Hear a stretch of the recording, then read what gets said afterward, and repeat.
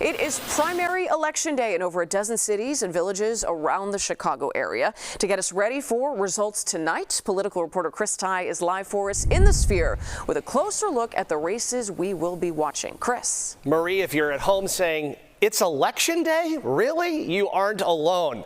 There are not a lot of these, but there are some big ones. From North Chicago and Waukegan to Berwyn and Calumet City, voters are out and they are voting right now.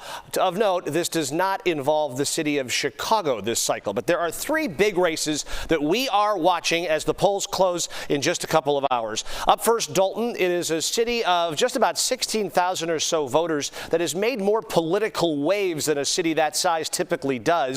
Mostly because its mayor, Tiffany Henyard there on the left, who is on the ballot today, has been making a lot of news. Her challenger, by the way, is former political ally, Dolton trustee Jason House. Now, in her 4 years in office, Henyard was the subject of a failed recall effort. City Hall's become the focus of an FBI probe, and former Chicago Mayor Lori Lightfoot's investigation into Henyard came back with a scathing criticism of how she has been spending city money. That said, she told our Darius Johnson she's bullish on her chances tonight. That's Dolton. Let's move over to Cicero. This is a city where folks who live in Cicero know the name and the face. Larry Dominic, well, he's been in that position for 20 years. Former Cicero cop. He's gone many election cycles without anybody running against him. His challenger this year, Esteban Rodriguez, right here. He is a director of a youth-focused nonprofit on the west side.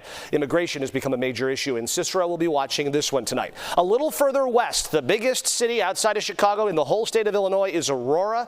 On the top left, you recognize perhaps the mayor of Aurora, Richard Irvin. You remember he made a run for governor last election cycle. He's being challenged by four people, three of which are current alder people out in Aurora.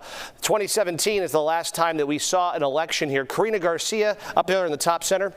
She's the president of the Aurora Hispanic Chamber of Commerce. Aurora Alderman John Lash here was along with fellow Alderman Judd Luff. She ran against Irvin for mayor back in 2021. And Marie Alderman Ted Masiakos is a small business owner. The top two vote getters out of these five tonight advance to the April 1st consolidated election. Back to you. Chris, thank you for that rundown.